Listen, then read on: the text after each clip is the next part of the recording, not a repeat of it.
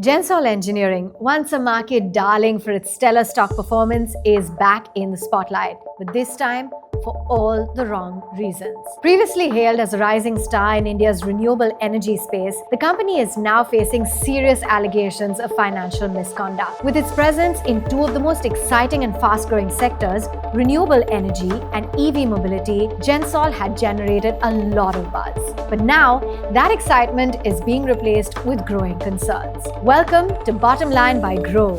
In today's episodes, we're diving into the story of Gensol Engineering, a tale of rapid rise and now a dramatic fall. Let's examine what really went wrong, learn about the loan diversion allegations, and take a closer look at the corporate governance concerns surrounding the company. So, Gensol Engineering provides engineering, execution, and scaling of solar EPC projects, including turnkey solutions and balance of system services. It has expanded its offerings to include solar tracker technology and battery energy storage solutions. The company's promoters, Anmol Singh Jaggi and Puneet Singh Jaggi, are also the founders of BlueSmart, an electric cab provider. Gensol Engineering made its market debut in October 2019 with an IPO market capitalization of 17.5 crore rupees, priced at 21.3 rupees per share. The IPO saw healthy demand, the stock took off and profits climbed, and by 2023, Gensol had graduated to the main board exchanges of both the NSE and the BSE. With a strong order book and rising revenues and ambitious expansion plans, the company ticked all the right boxes and looked like a promising bet for investors. And in February 2024, the stock reached a high of 1377 per share, making the company valued at more than 4,300 crore rupees. What helped with this surge is that in the initial years, Gensol Engineering as a business showed extraordinary growth. Between FY19 and FY24, the revenue from operations jumped more than 10 times and profit after tax jumped 7 times. Additionally, the company's balance sheet increased from 43 crores in FY19 to 2,324 crores in FY24. But a crucial factor to note here was that 2/3 of the growth in the balance sheet was from borrowings. Now, this is a cause for concern. But with a healthy order book pipeline, investors weren't worried. So between FY20 and FY24, the stock delivered a staggering CAGR of 156%. But as we've seen time and time again, markets often move more on narrative and sentiment than on fundamentals. And sometimes, as they say, all that glitters is not gold. Investors had no idea what was lurking around the corner for Gensol in the year to come. Since April 2024, investors have lost around 86% of their wealth in Gensol Engineering in just 1 year.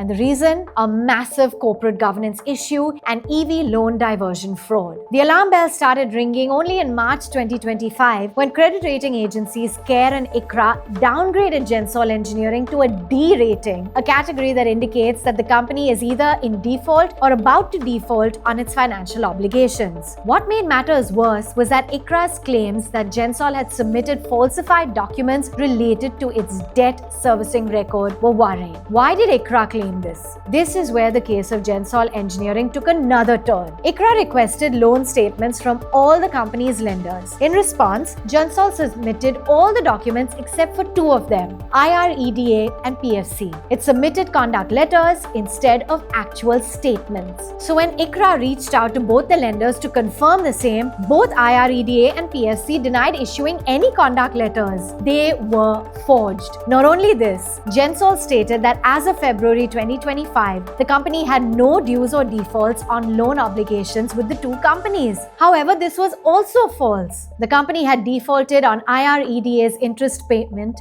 due on 31st December 2024, and there were many more such defaults. This was the corporate governance issue. Now the loan diversion. From IREDA and PSC, Gensol Engineering secured a total of 829 crores to purchase 6,400 electric vehicles, which were then leased to BlueSmart. But in reality, only 4,704 EVs were actually procured. That left around 262 crore rupees unaccounted for, funds that, according to SEBI, were routed through the promoters through related party transactions. And this isn't an isolated case. SEBI has highlighted at least 2 such instances. First, 93.8 crores of IREDA loan amount transferred to Go Auto, an EV supplier, Solar, who again transfers 50 crores to CapBridge Ventured, owned by the Jaggi brothers, which then buys a flat in DLF Camellia. Second was PSC's 134 crore rupees, which got channeled towards promoters, other entities and accounts. As if that wasn't enough, the Jaggi brothers went a step further. They apparently used Gensol Engineering's own funds to subscribe to preferential issues of the company's shares, benefiting from their personal capacity. This is how it happened. Gensol Engineering gave 10 crore rupees to its related party, Wellray Solar. Wellray Solar gave 5 crores each to the Jaggi brothers, which was then transferred to Gensol Private Ventures. Gensol Private Ventures gets 10 crore rupees to buy Gensol Engineering's preferential shares. In fact, Wellray and Gensol accounted for a good portion of each other's sales and expenses. Along with all this, the Jaggi brothers used Gensol Engineering's loan amount for personal uses such as buying golf sets. One way to look at this is that SEBI's detailed investigation brought these issues to light, but it also raises a key question. Were there any red flags that a regular retail investor could have spotted early on to avoid getting caught in this mess? Let's try to find out. First was one of the biggest red flags that Gensol's profits never really translated into actual cash. Despite posting profits year after year, the company's cash flow from operations were negative. Second, while Gensol's own borrowings were growing at a rapid pace, the company was simultaneously lending 109 crore rupees to related parties owned by its promoters. Loans to related parties saw a sharp jump from just 30 lakh rupees in FY22 to 109 crores in FY24. That's a serious conflict of interest. Another key thing flagged by NSE's officials was at one of Gensol's manufacturing plants. Despite having barely 2 to 3 workers and no real manufacturing activity, the plant's electricity bill was a staggering amount of 1.57 lakhs in December 2024. Not only this, the promoters' holding in the company had drastically reduced over time, from 70% in FY20 to 35% in FY25. All this investors could have learned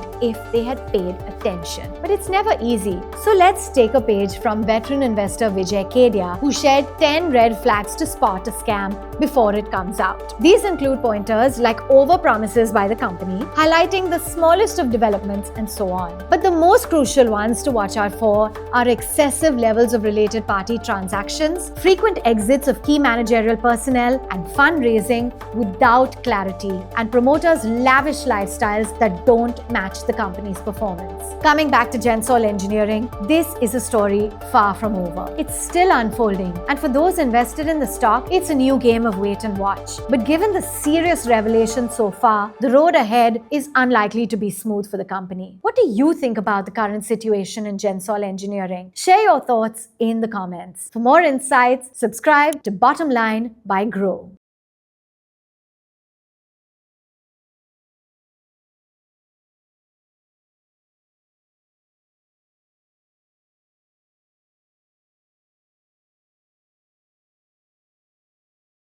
Investment in securities market are subject to market risks. Read all the related documents carefully before investing. Please read the risk disclosure documents carefully before investing in equity shares, derivatives, mutual fund, and or other instruments traded on the stock exchanges.